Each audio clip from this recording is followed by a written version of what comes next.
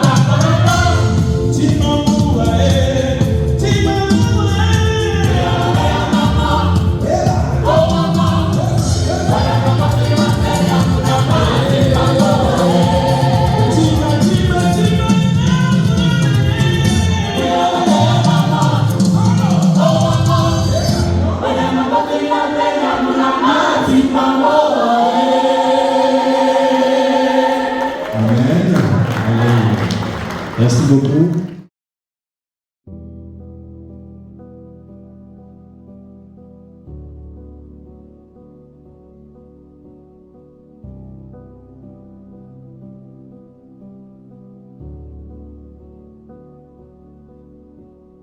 Amis internautes, frères et sœurs dans le Seigneur, l'aventure dans laquelle je vous sers de guide est saisissante, frappante, extraordinaire et même étrange. Une famille royale exterminée à cause d'une vigne. Écoutez, Naboth de Jezreel avait une splendide vigne près du palais d'Akab. Cette vigne était si attractive que le roi piqua une forte envie de la posséder. Il convoqua son sujet Naboth et discuta avec lui. « Je vous donnerai une vigne meilleure, lui dit-il, et si vous voulez, je paierai le prix d'argent. » Naboth répondit au roi, « Ô majesté, je ne puis céder l'héritage de mes pères. Et vous le savez qu'une loi en Israël interdit de céder l'héritage de ses pères. » Akab prit très mal cette affaire, retourna chez lui, se coucha et tomba malade. Lorsque sa méchante femme Jézabel sentit de l'affaire, elle s'est saisie du dossier pour la suite de cette affaire. Derrière un homme méchant se tient généralement une femme fort méchante. Jézabel, ayant récupéré le dossier pour la suite de l'affaire de la vigne de Naboth, monta un stratagème fort sophistiqué qui fit mourir Naboth et la vigne revint à son époux. Lorsque ce dernier apprit que Naboth était mort, il se leva et récupéra la vigne. Il ne savait pas que la goutte d'eau qui déborde le vase était tombée. Cette goutte d'eau était tombée dans l'affaire de la vigne de Naboth. Lui, Akab, qui s'était familiarisé à faire le mal, sans être puni, cette fois, il allait comprendre que l'Éternel est patient et lorsque sa patience déborde les limites, il explose dans une colère. Amis internautes, frères et sœurs dans le Seigneur, il est des cultures où la doctrine du karma est inviolable. La doctrine du karma, dont le résumé est tel que si vous avez fait ce qui est bien, vous recevrez le bien. Et tel que vous avez fait le mal, vous recevrez le mal en pleine figure. La chose était réelle pour Akab en cette affaire de la vigne de Naboth. L'Éternel piqua lui aussi une colère et dépêcha le prophète Élie pour se rendre auprès d'Akab, pour régler ses comptes avec Akab et sa famille. C'était une mission suicidaire et le prophète se rendit vers le roi. Écoutez la parole de l'Éternel. La parole de l'Éternel dans le livre de 1 Roi, le chapitre 21, à partir du verset 18, il dit « Lève-toi, descends au-devant d'Akab, roi d'Israël à Samarie. Le voilà dans la vigne de Naboth où il est descendu pour en prendre possession. Tu lui diras, ainsi parle l'Éternel, n'es-tu pas un assassin et un voleur? Et tu lui diras, ainsi parle l'Éternel. Au lieu où même les chiens ont léché le sang de Naboth, les chiens lécheront aussi ton sang. » Au verset 22, il est dit, « Et je rendrai ta maison semblable à la maison de Jéroboam, fils de Nébat, et à la maison de Baïcha, fils d'Adidja, parce que tu m'as irrité et que tu as fait pécher Israël. » L'Éternel parle aussi sur Jézabel, et il dit, « Les chiens mangeront Jézabel près du rempart de Jezreel.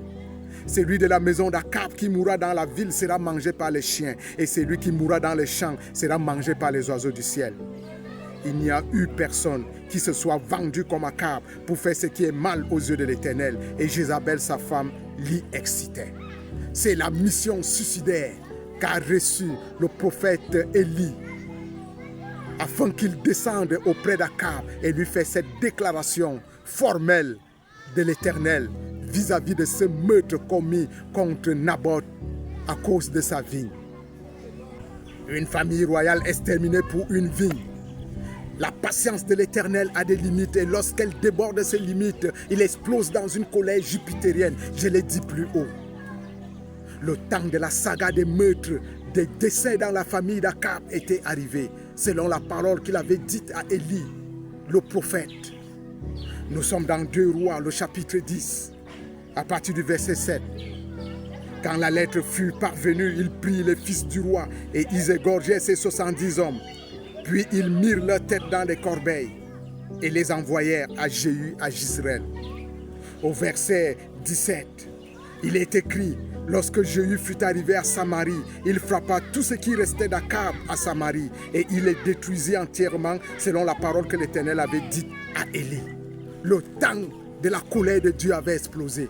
La famille d'Akab devait passer de dessus la terre parce que Akab s'était très mal comporté en arrachant par ruse et par meurtre la vigne du pauvre Naboth.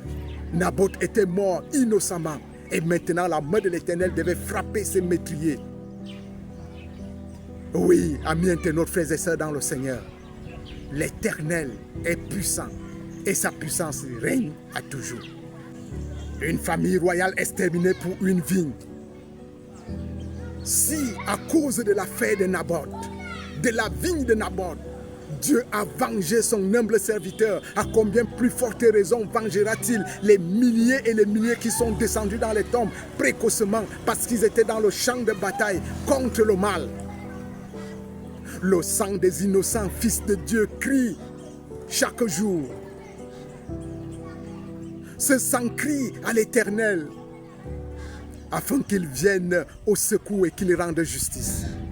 Et il a déjà réservé des trombes de feu qui vont descendre du ciel pour exterminer tous ceux qui ont posé la main innocemment sur ces enfants qui n'ont rien fait de mal.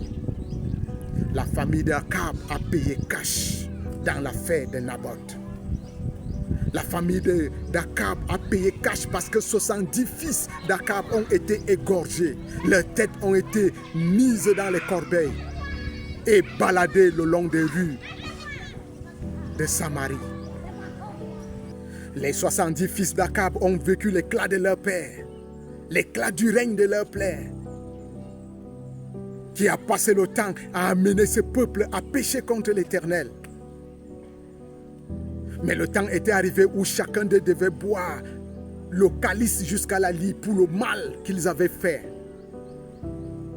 Ils avaient été égorgés. Et l'élément catalyseur dans cette affaire, c'était la vigne de Naboth que leur papa avait récupérée à travers un assassinat. Amis internautes, frères et sœurs dans le Seigneur, à éviter absolument au cours de votre terrestre carrière l'attraction des fortes envies qui vous mènent vers les choses éphémères. À éviter complètement le faux pas irréfléchi qui vous conduit vers l'immaturité, qui consiste à mourir pour des choses périssables. La 17e semaine de cette année de grâce venait de s'achever. L'Éternel nous a permis de nous mouvoir. Il nous a donné son eau, son air, sa nourriture. Et nous avons raison d'aller dans nos temples lui apporter notre adoration. Pendant que vous serez à genoux dans les temples, en ce saint jour de sabbat, songez à cette histoire d'une famille royale exterminée pour une histoire de vigne. Que l'Éternel vous accompagne et qu'il vous accorde sa grâce comme il l'a toujours fait. Soyez bénis au nom de Jésus-Christ. Shalom.